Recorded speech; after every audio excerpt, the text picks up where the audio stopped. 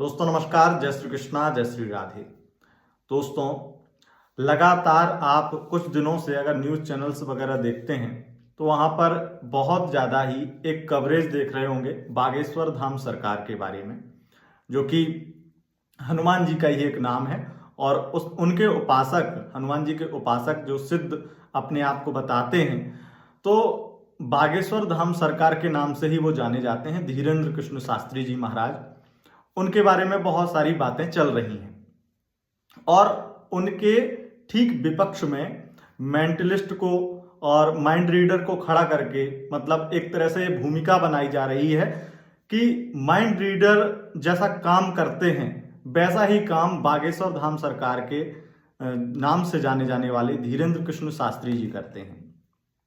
तो इसमें साइंस को लेकर आना ये कोई नई बात नहीं है, क्योंकि न्यूज़ चैनल्स हैं, मीडिया जगत के लोग हैं या कोई भी हैं जो साइंस के फील्ड के लोग हैं, वो इस चीज़ में बहुत ज़्यादा ही उनका मन चलता है कि कोई भी धार्मिक चीज़ हो, कोई धार्मिक चीज़ या कोई धार्मिक चमत्कार, वहाँ पर अपनी साइंस जरूर ही लगानी है। तो उनके लिए मेरे कुछ सवाल हैं जो कि मेरे मन में चल रहे थे, तो मैंने सोचा कि आपके सामने रखे जाएं।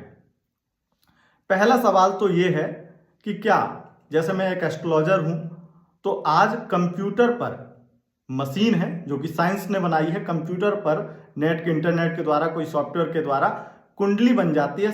1 मिनट में, 5 सेकंड में आप डेट ऑफ बर्थ टाइम डालो, एक पूरी आपकी कुंडली चार्ट निकल के आता है। पहले वही क्या काम नहीं होता था? पहले क्या कुंडली नहीं बनती थी? कुंडली पहले बनती थी, उसमें 1 दिन या 2 दिन लग जाता था बनाने में, अच्छे से उसे बनाने में उतना समय लगता था, लेकिन काम तो वही होता था जो आज इंटरनेट करता है, या कह सकते हैं कि साइंस करता है, मशीन करती है। तो मशीन से पहले भी काम होते थे।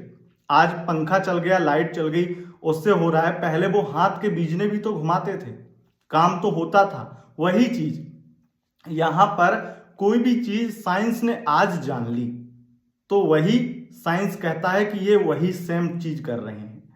बागेश्वर धाम सरकार जो कर रहे हैं वो साइंस का ही हिस्सा है, ये मान लें, या आप जो कर रहे हैं वो केवल साइंस का हिस्सा है, ये माना जाए।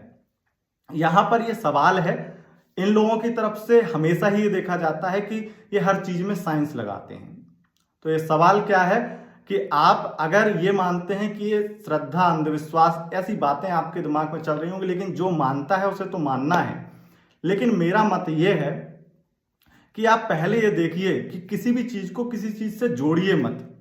अगर आप साइंस के अनुयायी हैं, साइंस को पढ़ते हैं, साइंस के स्टूडेंट हैं, साइंस को जानते हैं, तो आप जानिए, लेकिन किसी भी पराशक्ति पर, किसी भी दिव्य शक्ति पर या किसी भी सिद्धि पर आप क्वेश्चन मार्क ना लगाइए या किसी प्रकार से कोई कमेंट पास मत कीजिए, क्योंकि हमारे सनातन धर्म में पहले से ही ऐसी शक्तियां, और मैंने खुद भी ऐसी शक्तियों का अनुभव किया है, खुद भी ऐसे लोगों की संगत की है, इसलिए मैं कह सकता हूं कि पराशक्ति होती हैं, शक्तियां होती हैं। अब वही शक्ति, वही सिद्धियां पहले लोग तपस्या करके या किसी प्रकार से कृपा से प्राप्त करते थे, आज भी करते हैं कई सिद्ध पुरुष।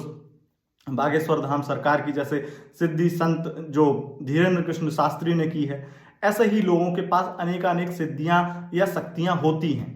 वो लोगों के बारे में बता देते हैं, बहुत कुछ बता देते हैं। तो वही सेम चीज अब साइंस ने माइंड रीडिंग या अलग अलग थेरेपी टाइप से कुछ ना कुछ रिसर्च करके उन्होंने भी खोज ली है। तो अगर उन्होंने आज खोजी हैं, तो क्या जो पुरानी विद्याएं हैं उनको हम ये कह के नकार देंगे कि ये तो साइंस की ट्रिक है, ये तो साइंस है, इसमें कोई चमत्कार नहीं है? वो साइंस की ट्रिक, आपने उस चमत्कार का एक अंश निकाला है, अपनी रिसर्च खोजबीन से एक अंश निकाला है, संपूर्ण उसको नहीं जान पाया है। इसलिए यहां पर यह कहना बंद कर दीजिए कि ये वही ट्रिक अपनाते हैं, ट्रिक ही है, तो ये कहीं ना कहीं गलत है। और दूसरा, एक सबसे बड़ा उदाहरण मेरे मन में आता है, और हर एक ज्योतिषी इस चीज को कहीं ना कहीं समझेगा या ज्योतिष को समझने वाला, मानने वाला जान लेगा कि ज्योतिष में चंद्र ग्रहण, सूर्य ग्रहण की बहुत ज्यादा ज्योतिष से ही कहीं ना कहीं इसका विचार किया जाता था। प्राचीन काल से आज भी पंचांग में हर वर्ष के, जैसे अभी 2023 का पंचांग आप लीजिए, वहां पर आपको जितने भी सूर्य ग्रहण चंद्र ग्रहण हैं उनकी जानकारी लिखी मिल जाएगी कि इस दिन पड़ेगा ये सूर्य ग्रहण, इस दिन ये चंद्र ग्रहण, इतने ग्रहण पड़ेंगे पूरे टोटल और कहां कहां दिखाई देंगे, ये जानकारी पंचांग में मिल जाती। आज ही नहीं मिलती है, बल्कि 500 साल पुराने पंचांग में भी देखेंगे तो वहां भी मिलती थी। और आप अभी ये जो मशीनें चली हैं जिनसे साइंस पता लगाता है कि ग्रहण किस दिन लगेगा, तो वो मशीनें कब से चली हैं इनके बारे में भी थोड़ा गूगल करिएगा, क्योंकि मेरे मानने या मेरे जानकारी में तो यही है कि ये बहुत ज़्यादा समय नहीं हुआ है जब साइंस इतना विकसित हो पाया है या साइंस ने ये ग्रहण के बारे में जानकारी लगा करके बताना। और आज भी साइंस जो बताता है कि ये ग्रहण का समय जो होगा इतना होगा, या इस समय इस क्षेत्र में ग्रहण पड़ेगा या इस दिन पड़ेगा, तो वो पहले ही पंचांग में लिख दिया जाता है। अब साइंस को मानने वाले तो ये भी कह सकते हैं कि ग्रहण की जानकारी भी पंचांग में यहां से मशीनों से ली जाती थी। बस इसमें एक चीज है कि ग्रहण की जानकारी बहुत प्राचीन है, तो यहां पर हम ये प्रूफ कर सकते हैं क्योंकि वो साक्षात दिखती है लिखी हुई। और ये इसीलिए ज्योतिष में कहा गया है कि ज्योतिष एक ऐसा सच है, ज्योतिष विद्या एक ऐसी सच्चाई है जिसके साक्षी सूर्य चंद्रमा है, ग्रहण के रूप में होते हैं।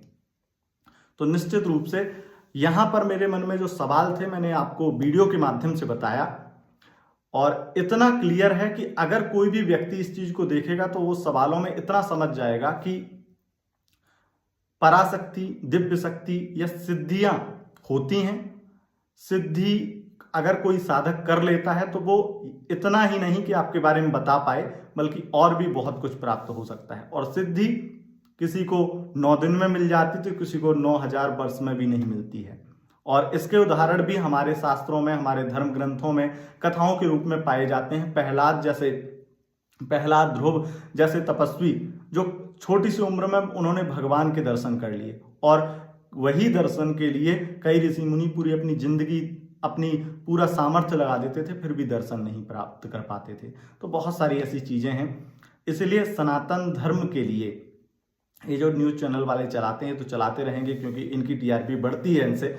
लेकिन जो लोग खुद हिंदू सनातनी होकर के क्वेश्चन मार्क कर रहे हैं, उंगली उठा रहे हैं, या किसी प्रकार से अपने मन में ये भ्रांति पैदा कर रहे हैं कि जो सुहानी सहा, जो मतलब ऐसे और बहुत सारे माइंड रीडर हैं, इन लोगों के तरह ही कुछ ना कुछ करते हैं बागेश्वर धाम सरकार या अन्य लोग, तो ऐसा नहीं है। इसमें बहुत ज्यादा जो कृपा है वो भगवान की है, बालाजी की है, ये ऐसा मेरा मानना है। बाकी आपकी क्या राय है इस पर कमेंट बॉक्स में जरूर बताएं, और वीडियो को जितना हो सके शेयर करें, लाइक करें। बहुत बहुत धन्यवाद। नमस्कार।